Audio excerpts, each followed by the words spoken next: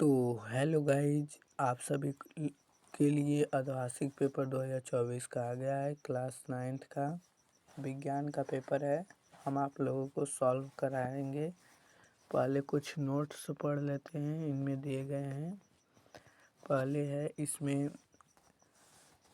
प्रश्न पत्र 2 खंडों में विभाजित है, खंड अ तथा खंड ब। दूसरा है इसमें खंड अ तथा खंड ब 3 उपखंड क ख ग में विभाजित है। खंड अ में बहुविकल्पी प्रश्न है जिनका उत्तर OMR शीट पर करना है। तीसरा हो गया। चौथा खंड ब में वर्णनात्मक प्रश्न है।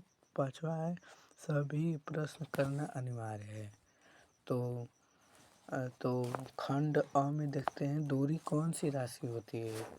दूरी देखो, दूरी अदिश राशि होती है, क्योंकि दूरी की दिशा कुछ भी नहीं होती है, तो इसका आंसर हो जाएगा दूरी अदिश राशि होती है। त्वरण का मात्रक मीटर प्रति सेकेंड स्क्वायर होता है। त्वरण का मात्रक मीटर प्रति सेकेंड स्क्वायर होता है। कोई अचर बल 0 पॉइंट किग्रा के पिंड में 0.08 मीटर सेकेंड स्क्वायर का त्वरण उत्पन्न करता है तो बल का परिमाण है। तो आप लोग जानते हैं बल बराबर F गुणे M होता है। तो F का मान रखने पर, M का मान रखने पर और A का मान रखने पर आ जाएगा आपका, और 0.04A पहला सही है। तो निम्नलिखित में से कौन सा संवेग का सूत्र है। तो संवेग का सूत्र होता है द्रव्यमान तथा वेग के गुणनफल को संवेग कहते हैं। तो इसका आंसर हो जाएगा अ। जी का अर्थ है जैसे गुरुत्वीय त्वरण। तो गुरुत्वीय त्वरण का अर्थ है स्वतंत्र रूप से गिरती हुई वेग में परिवर्तन त्वरण। तो दो सही हो जाएगा आप सभी लोगों का। तो अगला प्रश्न है 5 किग्रा पिंड का भार होगा। तो 5 किग्रा का पिंड होता है, जैसे 5 किग्रा का पिंड, तो 5 किग्रा के पिंड का भार होगा, जैसे 5 किग्रा का पिंड भार होगा, तो इसका आंसर आएगा 49 न्यूटन।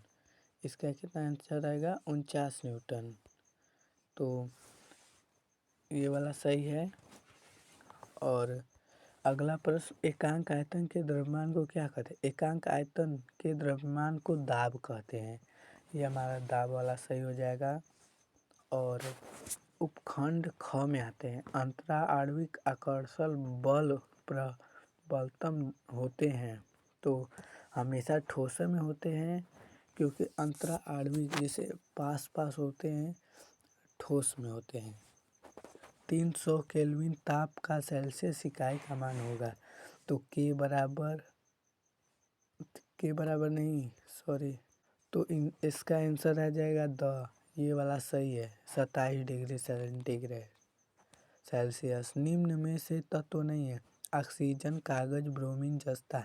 तो इसमें कागज तत्व नहीं है, कागज तत्व नहीं है। तो अगला प्रश्न है परमाणु भार का अंतर्राष्ट्रीय मानक है। तो परमाणु भार का अंतर्राष्ट्रीय मानक है 12, कार्बन 12। ये वाला सही है। नाभिकीय के चारों ओर अनिश्चित वाला कक्ष को कहते हैं ऊर्जा स्तर, क्योंकि नाभिकीय के चारों ओर निश्चित ऊर्जा वाली कक्ष को क्या कहते हैं, ऊर्जा स्तर। तो फिर अगला प्रश्न 2, 8, 2 विन्यास वाले तत्वों की संयोजकता। तो 2, 8, 2, तो इसमें 2 वाला सही है, तो इसीलिए 2 वाला सही है। तो अगला प्रश्न है जीवन की इकाई। आप लोग तो जानते होंगे जीवन की मौलिक इकाई, जीवन की इकाई कोशिका होती है। गुणसूत्र की खोज की है, गुणसूत्र की खोज स्टालबर्गर, आप बर्गर के नाम से भी जान सकते हैं, स्टालबर्गर। ये वाला सही है। अगला प्रश्न है अगला प्रश्न है, गालजी काय की उत्तल सतह कहलाती है? गालजी काय की उत्तल सतह कहलाती है आपका परिपक्व। आप लोग जानते हैं गालजी काय, लाइसोसोम, ये सब जानते ही होंगे आप सभी लोग। तो समान उत्पत्ति और समान कार्यों को करने वाली कोशिकाओं को समूह क्या कहलाती है? तो इसका आंसर हो जाएगा ऊतक। ये सही है। मृदूतक का प्रकार, मृदूतक एक सरल ऊतक होता है, इसका आंसर हो जाएगा सही। जीवित एवं यांत्रिक ऊतक क्या होता है? तो जीवित एवं यांत्रिक ऊतक स्थूल ऊतक होता है। सही है। निम्न में से किसकी कोशिका भित्ति छिद्रित नहीं होती है? तो वाहिकाओं की छिद्रित नहीं होती है, तो ये सही है। तो अगला प्रश्न है, खंड ब में औसत चाल तथा औसत वेग से आप क्या समझते हैं? तो आप लोग दोस्तों कर लेना बुक में से खोजकर। पृथ्वी तल से ऊंचाई पर जाने पर जी का मान ऊंचाई के साथ किस रूप से बदलता है? तो जैसे ऊपर से कोई वस्तु फेंकी जाती है, नीचे आते आते उसका वेग बढ़ जाता है। और जी तथा जी में संबंध आप लोग कर लेना। मनुष्य की तुलना में, अगला प्रश्न है, मनुष्य की तुलना में ऊँट भारी होता है, फिर भी ऊँट मनुष्य की तुलना में रेगिस्तान रेतीले सतह पर आसानी से क्यों चल सकता है?